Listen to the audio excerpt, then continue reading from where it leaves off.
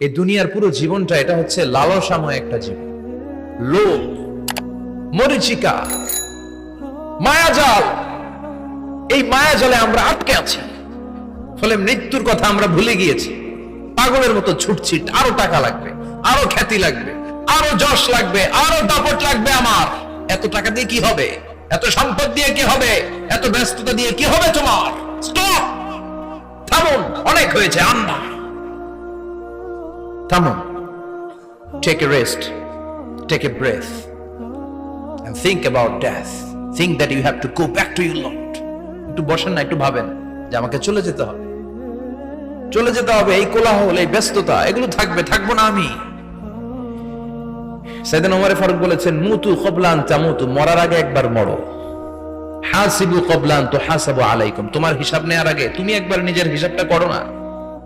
কাগজ বের করে একটু লিখো না কি কি ভালো কাজ করছিলা, যেগুলো দিয়ে নাজাতের ওয়াসিলা হতে পারে। 1 2 3, আর কি কি আকাম কুকাম করছো দেখো না, লিখে দেখো তোমার অবস্থাটা কি। মরার আগে একবার মরো। মরার আগে খাটের মধ্যে শুয়ে শটান করে চোখ বন্ধ করে একবার মরার ভান করে দেখেন কেমন লাগে। চোখটা বন্ধ করেন আর ভাবেন আপনি নাই, কি কি হতে পারে ভাবেন। আপনার ছেলে মেয়েরা কান্না জুড়ে দিবে, আপনার প্রাণের স্ত্রী বিলাপ শুরু করে দিবে, বন্ধু বান্ধবের চিৎকার আর মাতম, স্থানীয় এলাকার মসজিদে ঘোষণা, অমুক এলাকার নিবাসী অমুক ভাই অমুকের ছেলে অমুক দুনিয়ায় নাই। সব আত্মীয়রা চলে আসবে, ফেসবুকে স্ট্যাটাস দেয়া হবে, সবাই সবাইকে জানাবে বিকাল 4টায় অমুক হাই স্কুল ময়দানে আপনার জানাজা।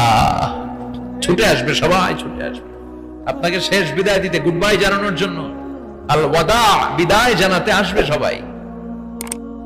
4 তাকবীর দিয়ে আপনার জানাজা হবে, অশ্রুসিক্ত জানাজায় আপনার বিদায় হবে। কাঠের খাটিয়ার মধ্যে করে কাঁধে তুলে আপনার কবরে নেওয়া হবে।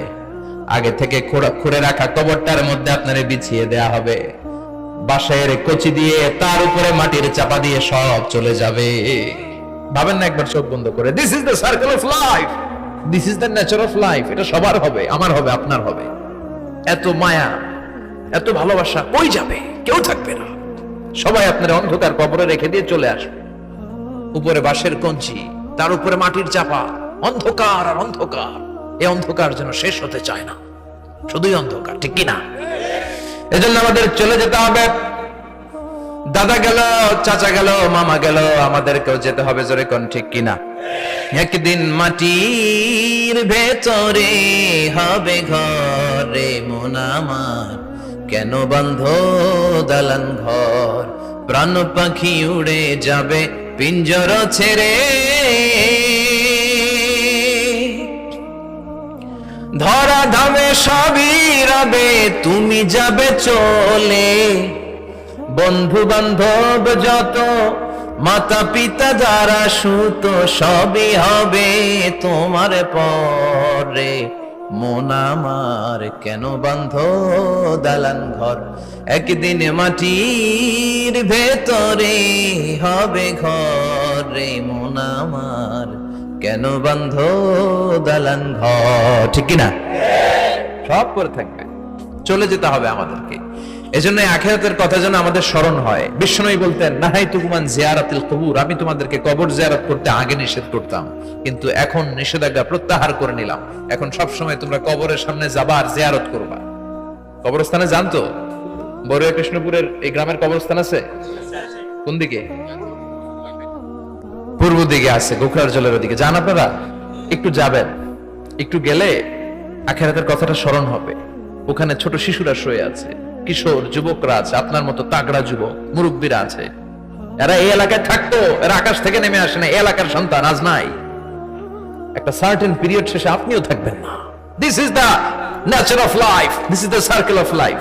ছোট্ট শিশু হয়ে এসেছিলেন, শৈশব, কৈশোর, যৌবন, প্রৌঢ়ত্ব। আগে ছিলেন সিঙ্গেল, বিয়ে করে হয়ে গেলেন ডবল।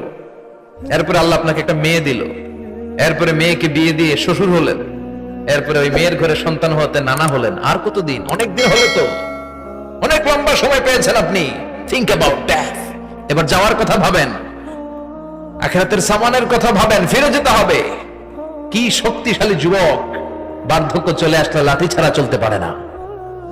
কুচকুচে কালো দাড়ি সাদা হয়ে যায়, দাড়ির শুভ্রতা, বয়সের ভার, রং ধরা যৌবন জং ধরে শেষ, ঠিক কি না? This is the circle of life. যুবক ভাইরা, এটাই জীবন, চলে যেতে হবে, কেউ থাকতে পারবে না, ঠিক কি না?